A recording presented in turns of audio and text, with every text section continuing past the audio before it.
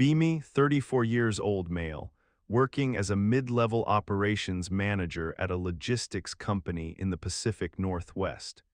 This isn't a glamorous tech startup with bean bags and kombucha taps. We move freight, heavy machinery, and construction materials. It is a gritty, high-pressure industry where margins are thin and mistakes cost thousands of dollars. However, corporate headquarters is a different world entirely. We occupy a glossy building about 5 miles away from the actual warehouse. The disconnect between the people moving the boxes and the people sending the emails is massive. Never realized how massive until everything fell apart. Confession time. I have spent the last 3 years terrified of my own job, not because I am bad at it. I am actually very good at logistics. I can route a fleet of trucks through a blizzard to get steel beams to a site on time. No, I was terrified of the culture, specifically the culture enforced by our Director of People and Equity, Alina. Alina is a woman in her late 40s, incredibly educated, wealthy background. She has never worked a manual labor job in her life. She views the world through a lens of academic theory and power dynamics. When she started 2 years ago, the vibe changed instantly. It went from get the job done to watch what you say or get reported. She implemented the Safe Workspace initiative. Sounds good on paper, right? Who doesn't want a safe workspace? But in practice, it meant policing tone, body language, and casual conversation. Productivity dropped because people were afraid to ask direct questions. Everyone walked on eggshells, especially the male employees. We knew that one wrong joke or one accidental interruption could land us in a seminar. Mandatory re-education on active listening and unconscious bias. I kept my head down. I just wanted to pay my mortgage and save for my wedding. Then I hired Marcus. Marcus is 26, male, former military, grew up in a Rust Belt town. He didn't go to an Ivy League school. He went to a state college on the GI Bill and worked nights at a garage. I hired him because he was sharp, organized, and didn't seem afraid of hard work. He was supposed to be the bridge between the warehouse floor and the operations team. He had no idea what he was walking into. He had no idea about Alina. The first week was fine. Marcus was quiet, learning the systems. He spent a lot of time at the warehouse getting to know the drivers and the loaders. The guys out there loved him immediately. He spoke their language. He didn't look down on them. He understood that if a driver says the brakes feel spongy, you don't send an email, you fix the brakes. Then came the first monthly town hall meeting. This is Alina's show. Mandatory attendance for all office staff. We gather in the large conference room. Alina stands at the front with a slide deck. She talks about microaggressions and centering marginalized voices for 45 minutes. Most of us just nod and try not to look bored. Marcus is sitting next to me. He is actually taking notes. I think he thinks this is relevant to logistics. Poor guy. Alina pauses and looks at the room. She has this way of smiling that doesn't reach her eyes. She asks if anyone has any reflections on the new policy regarding email signatures. We are supposed to list our pronouns and a land acknowledgement in every email, even internal ones. Nobody says anything. Silence is the best defense. Then Marcus raises his hand. My stomach drops. I want to kick him under the table, but I freeze. Alina looks delighted. A new victim. Yes, Marcus, welcome to the team. Please share your truth. Marcus stands up. He doesn't slouch. He stands at a sort of parade rest. Thank you, ma'am. I just wanted to ask about the email policy. The room goes quiet. Calling Alina ma'am is already a strike. She hates gendered honorifics. She twitches slightly but keeps the smile. Go on. Well, I noticed that the warehouse staff don't have email addresses. That is correct, Alina says. They rely on the shift supervisors for communication. Right, Marcus says. So this policy about inclusivity in emails. It only applies to the office workers. It applies to all corporate communications, she corrects him. Okay, Marcus says, looking genuinely confused. but the drivers and loaders are the majority of the company. If we are talking about equity, shouldn't we be focusing on getting them better break room facilities first? I noticed the AC in the warehouse break room has been broken for 2 weeks. You could hear a pin drop. Alina's smile falters. This is not the conversation she wanted. She wanted to talk about language. Marcus is talking about material reality. We are discussing cultural safety right now, Marcus, she says, her voice tightening. Infrastructure is a facilities issue. We are talking about emotional infrastructure. Understood, Marcus says, sitting down. I just thought being safe meant not having heat stroke. My bad. I stare straight ahead. I can feel the heat coming off Alina. She moves on, but the energy in the room has shifted. Marcus just pointed out a massive hypocrisy without even trying to be mean. He just applied logic. After the meeting, Alina calls me into her office. Her office is beautiful. Ergonomic furniture, tribal art on the walls, a diffuser smelling of lavender. She motions for me to sit. Jard, we need to talk about your new hire. Marcus is doing great with the logistics coordination, I say quickly. He already cut our loading times by 10%. That is good to hear, she says dismissively. But his cultural fit is concerning. He was very aggressive in the meeting today. Aggressive, I ask. He just asked about the air conditioning. It was the way he asked, she insists. It was confrontational. It centered his perspective and derailed the safe space we were creating. He needs coaching. I'll talk to him, I lie. Do that, she says. He needs to understand that words have power. He needs to understand his privilege. I almost laugh. Marcus grew up poor and went to war. Alina grew up in a gated community and went to a private liberal arts college. But sure, Marcus is the one who needs to check his privilege. I leave her office feeling exhausted. I warn Marcus later that afternoon. Hey man, just a heads up. Alina is big on the specific corporate language. Just try to nod and agree in those meetings. Marcus looks at me with those clear, honest eyes. Did I say something wrong? The guys in the warehouse are sweating through their shirts. It didn't seem right to talk about email signatures when they are suffering. I know, I say. You are right, but being right doesn't keep you employed here. Just pick your battles.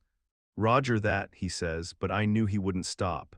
Marcus is wired differently. He cannot ignore a problem when he sees it. A few weeks pass. The tension builds slowly. Alina introduces a new initiative called Office Harmony. It involves a kudos board where we have to publicly praise each other for emotional labor. It also involves a ban on high-conflict words. Words like demand, urgent, and failure are discouraged. We are supposed to use request, time-sensitive, and learning opportunity. In logistics, this is insane. If a truck breaks down, it is a failure. If a client needs steel by Tuesday, it is urgent. Marcus struggles with this. He sends emails that are short, direct, and factual. Alina starts CCing me on his emails with corrections. She highlights his sentences in red. Example, Marcus wrote, "Driver needs the manifest immediately or he will miss the window."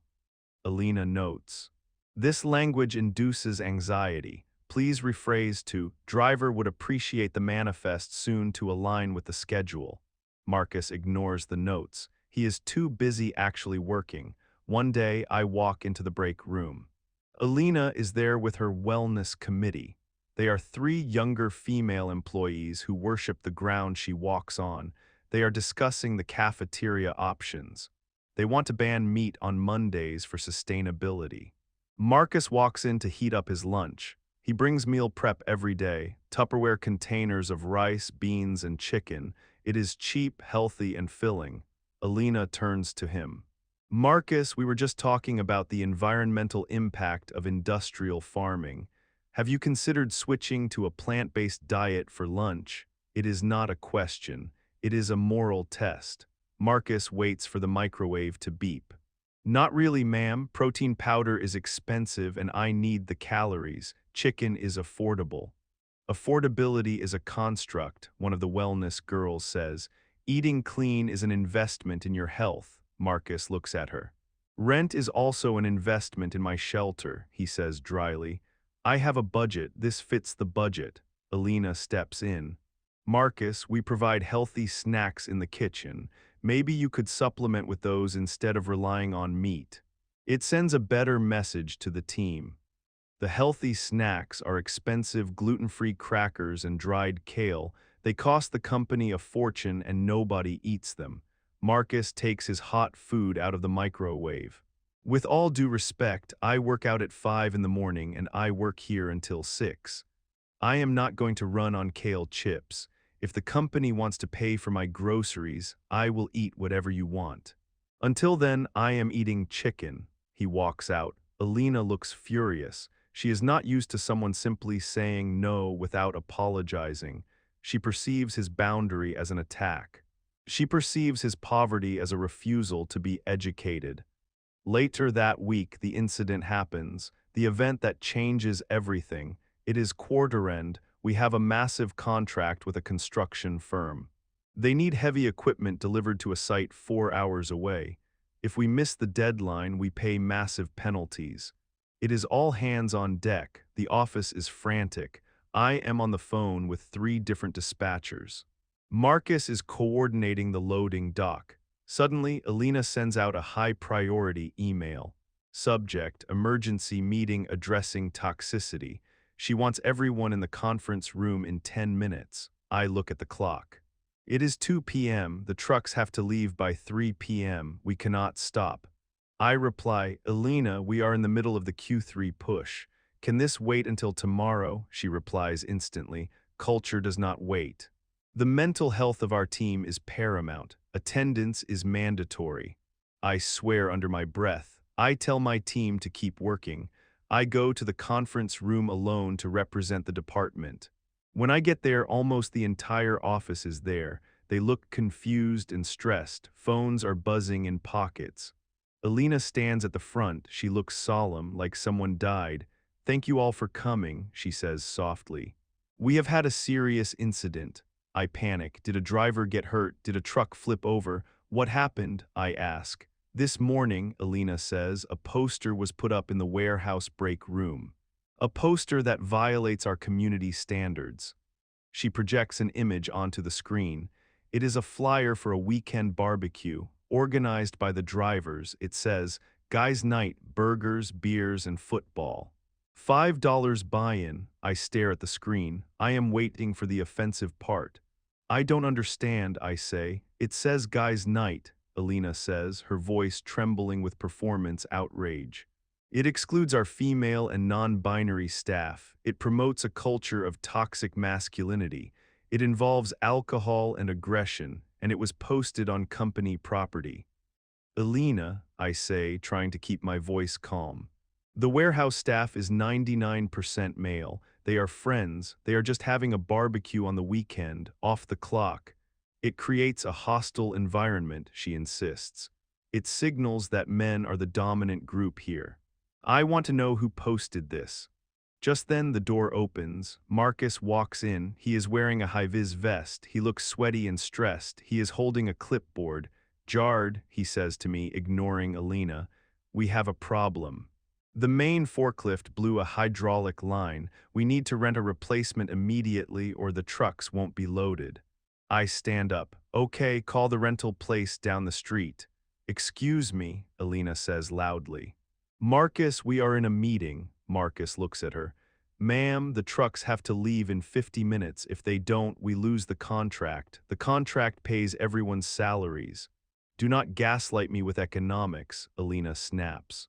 We are discussing a serious violation of our code of conduct. Did you post this? She points to the screen. Marcus looks at the flyer. Yeah, he says. Big Mike asked me to print it for him because his printer is broken. What's the problem? The problem, Alina says, walking towards him, is that you are promoting exclusion. You are creating a boys' club. This is exactly the kind of patriarchal behavior we are trying to dismantle. Marcus looks at the clock on the wall. Then he looks at Alina. Something snaps in him, not a violent snap, but a clarity snap. He realizes that playing her game is impossible, so he stops playing. Alina, he says, his voice is low and steady. Big Mike has worked here for 20 years. His wife has cancer. He has been picking up extra shifts to pay for her chemo. He organizes this barbecue once a month to blow off steam so he doesn't have a breakdown. The buy-in goes to a pot for whoever is struggling that month. Last month they bought groceries for the new loader whose apartment burned down. The room goes silent. Alina looks taken aback. Well, she stammers.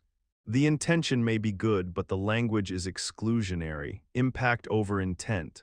Impact, Marcus asks. He steps fully into the room.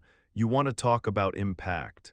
Let's talk about the impact of your rules. I try to intervene. Marcus, no, Marcus says. I'm done walking on eggshells. He turns to face the room. He addresses the other employees. Do you guys know why the warehouse guys don't come to these meetings? It's not because they don't care. It's because they are terrified of you. They are terrified of saying the wrong word and getting fired. They have families to feed. He turns back to Alina. You talk about safety. You sit in this air-conditioned office and make up rules about words, while those guys are out there in 90-degree heat lifting heavy boxes to make the profit that pays for your salary. And when they try to have one moment of community, one moment of friendship to help each other survive, you call it toxic. Alina is turning red. This is insubordination. You are creating an unsafe environment right now. I feel threatened. I am not threatening you, Marcus says calmly.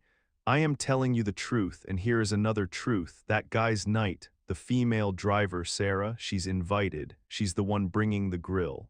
She calls it guy's night, too, because she's one of the guys. They don't care about your labels. They care about who shows up when the work gets hard. Alina is shaking. She has never been spoken to like this. She is used to apologies. She is used to submission. Get out, she whispers. Get out of this room. You are suspended pending an investigation. Marcus laughs. It is a dry, humorless sound. You can't suspend me, he says. I am the director of HR, she screams. I can do whatever I want. No, you can't, Marcus says, because if you suspend me right now, I walk, and if I walk, the guys in the warehouse walk. I spoke to them this morning. They are tired, Alina. They are tired of being treated like potential criminals because they don't speak like graduate students. They are tired of the broken AC. They are tired of the lectures. Alina looks at me. She looks at the other managers. Support me, she demands. He is holding the company hostage. I look at Marcus. He looks tired but resolute. I look at Alina. She looks manic. I think about my mortgage. I think about the wedding, but then I think about Big Mike and his sick wife. I think about the absurdity of the last 3 years. I stand up. He's right, Alina, I say. Alina's jaw drops. What? He's right, I repeat. My voice is stronger now. We have a job to do. We are a logistics company, not a social experiment.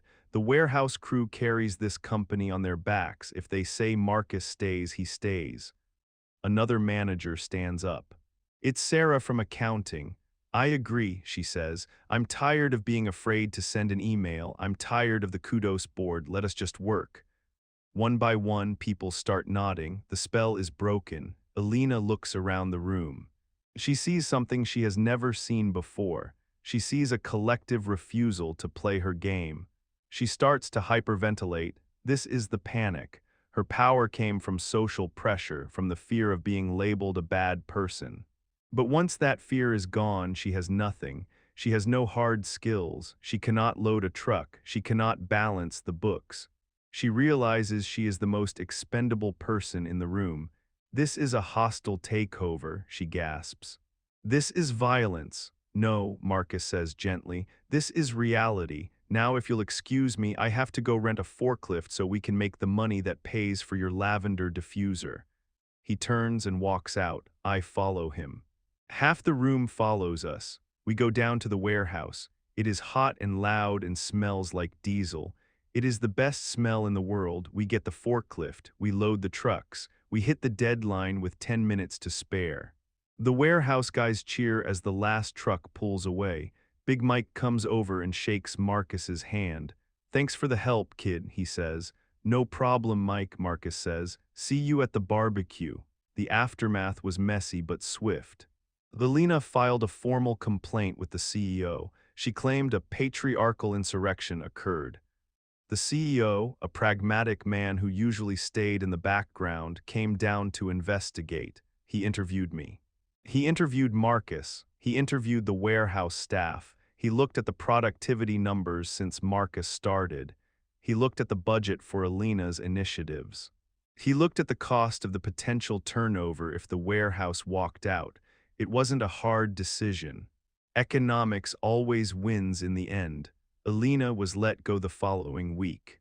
They framed it as restructuring to better align with core business goals. She posted a long, rambling manifesto on LinkedIn about how she was martyred by a toxic culture. She got thousands of likes from people who don't work in logistics, but at the office, the air felt lighter. We took down the kudos board. We fixed the AC in the break room. We stopped putting pronouns in internal emails unless we wanted to. People started laughing again, real laughter, not polite, nervous laughter. Marcus was promoted to operations lead 6 months later. He is still tough. He still doesn't have time for nonsense, but he treats everyone with respect, real respect. The kind that comes from understanding that everyone has a role to play and that no one is better than anyone else just because they know bigger words. I learned a lot from him. I learned that true inclusion isn't about policing language. It's about making sure the guy with the sick wife can afford to pay his bills. It's about making sure the people doing the hard work are heard, not just talked at. Sometimes chaos is necessary. Sometimes you have to break the rules to fix the game. And sometimes the most feminist thing you can do is let Sarah grill the burgers and call it guys' night without making it a federal case. Life is good, the trucks are running on time, and I'm not afraid of my inbox anymore.